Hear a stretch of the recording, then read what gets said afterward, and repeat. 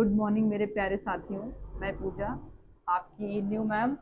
मैं आज से आप लोगों को जो कमिंग एग्जाम्स हैं, जैसे टीजीटी, पीजीटी, आर्ट से रिलेटेड जितने भी एग्जाम हैं, अभी असिस्टेंट प्रोफेसर का भी एग्जाम हो ही जाएगा। जैसा कि आयोग ने नोटिस निकाला है कि अभी रिसेंटली 2 ढाई 3 महीने के अंदर सारे एग्जाम्स हो जाने चाहिए मे बी। तो उसके लिए मैं क्लासेस चलाऊंगी आपकी, स्पेशली टीजीटी पीजीटी के लिए। और उसमें जो बच्चे सिविल की प्रिपरेशन कर रहे हैं, जैसे कि इसमें आर्ट एंड कल्चर सब्जेक्ट रहता है, तो उसमें उनको भी बेनिफिट मिलेगा। तो जुड़े रहिए आप लोग, और मेरी क्लास अब कंटिन्यू आती रहेंगी। अभी तो मैं आप लोगों को ये बता दूं कि मैं क्या क्या पढ़ाऊंगी, और जितना भी पढ़ाऊंगी उसमें से ही आपके एग्जाम में सारे क्वेश्चंस आएंगे। और कोई भी क्वेश्चंस आई थिंक ऐसा नहीं होगा जो एग्जाम में नहीं आएगा।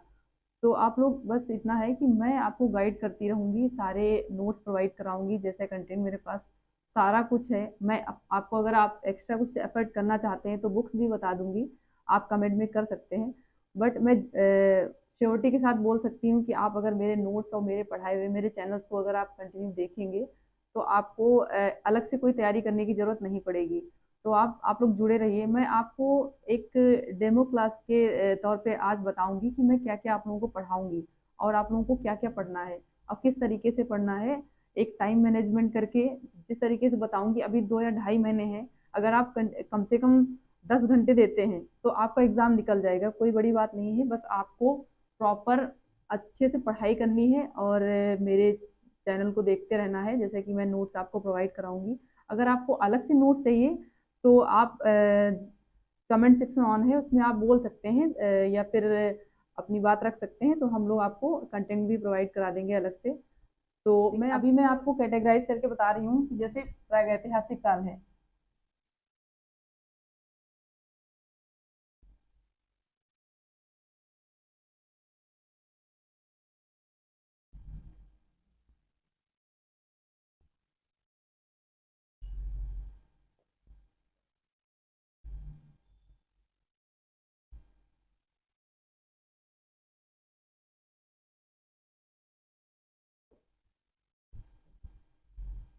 प्रागैतिहासिक काल। अब प्रागैतिहासिक काल को हम कैटेगराइज करेंगे 3 भागों में। पहला आपका है, सबसे पहला रहेगा, समझते हैं इस चीज को।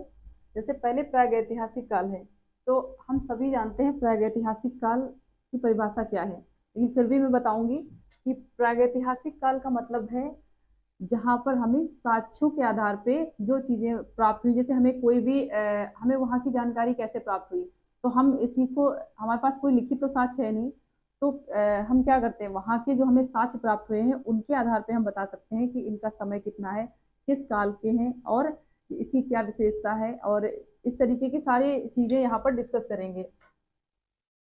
उसके बाद आपका आदि ऐतिहासिक काल आता है। इसमें क्या है, कुछ चीजें लिखित में हैं जो हम पढ़ नहीं पाए आज तक, और साक्ष्यों के आधार पर, जिसपे दोनों तरीके की चीजों का यूज हुआ है, लेकिन कहीं ना कहीं इसकी लिपि को हम बहुत अच्छे से नहीं पढ़ पाए हैं। और साक्ष्यों के आधार पे ज्यादातर इसका एनालिसिस साक्ष्यों के आधार पे हुआ है। जैसे कि आपकी सिंधु सभ्यता हो गई, इसके अंतर्गत आ जाएगी। और उसके बाद ऐतिहासिक काल। ऐतिहासिक काल हम सभी जानते हैं, जो लिखित में साक्ष्य प्राप्त हैं हमारे पास।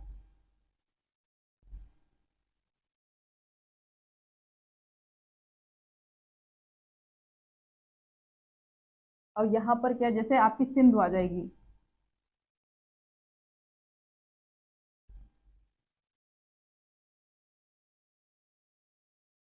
और यहाँ पर जो भी हमें साक्ष्यों से प्राप्त हुआ है,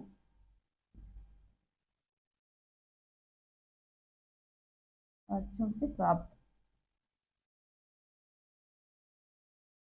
जैसे कि आपका पुरापाषाण काल हो गया, उसके बाद नवपाषाण काल हो गया, मध्यपाषाण काल, उसके बाद नवपाषाण काल। तो मध्यपाषाण काल में भी कई चीजें मिली हमें। तो क्रम वाइज देखिए, ऐसे देखते हैं। इसको मिटा देते हैं यहाँ पर। इसको हम 3 भागों में बांट लेंगे।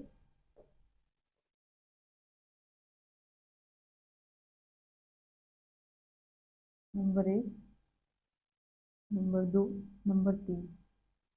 पहला आपका हो गया पुरापाषाण काल।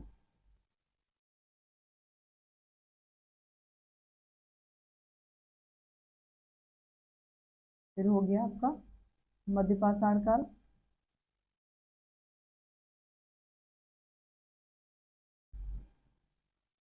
और थर्ड आपका हो गया उत्तर पाषाण काल या नवपाषाण।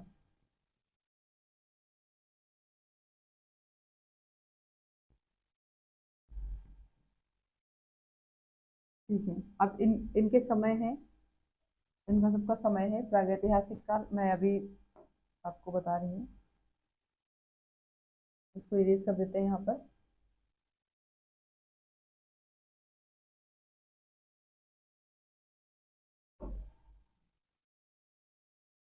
ये आपका समय रहेगा आपका 30,000 से चलेगा। भारतीय इतिहास में जैसे कि हम बुक्स में पाते हैं, हमारा इतिहास जो है 30,000 से और 3,000 तक हमें मिलता है कला के इतिहास की बुकों में। तो हम क्या करेंगे, 30,000 से इस तरीके से पढ़ाऊंगी। अभी तो मैंने सिर्फ ऊपर ऊपर बताया है कि किस तरीके से आपको पढ़ाया जाएगा। जैसे भी प्रागैतिहासिक काल को भी एक अच्छा खासा बड़ा चैप्टर है।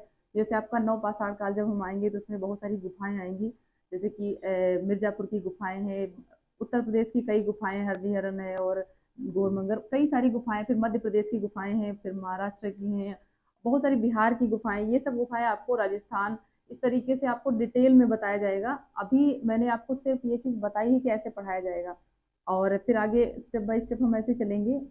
कई सारे चैप्टर इसमें एंशियंट हिस्ट्री में आपके रहेंगे, उसके बाद आपका मॉडर्न हिस्ट्री चलेगा, उसके बाद आपका जब ये चैप्टर कंप्लीट होगा इंडियन वाला, फिर हम वेस्टर्न स्टार्ट करेंगे। वेस्टर्न में भी सारे आर्टिस्ट रहेंगे, जैसे कि आपने नाम सुना होगा लियोनार्डो विंची, ये सब जो फेमस आर्टिस्ट हैं, या जो आज भी जो हमारे नए वाद चल रहे हैं, या फिर बहुत फेमस वाद हैं जो आर्ट के स्टूडेंट हमको पता है, उन्होंने सुन तो रखा ही है कहीं ना कहीं। तो आप लोगों को ये पता, सारी चीज़ें डिटेल में मिलेंगी, आप परेशान मत होइए, हर एक चीज़ आपको बताई जाएगी। एग्जाम में ऐसा कुछ भी नहीं है जो बताया ना जाए और क्वेश्चन कहीं अलग से आ जाए। तो आज के लिए इतना ही। आप लोग जुड़े रहिए, अगर आपको समझ मेरी क्लास समझ आ रही है तो प्लीज़ आप लोग कमेंट करिए और बताइए, तो मैं आगे कंटिन्यू करूँ। Thank you.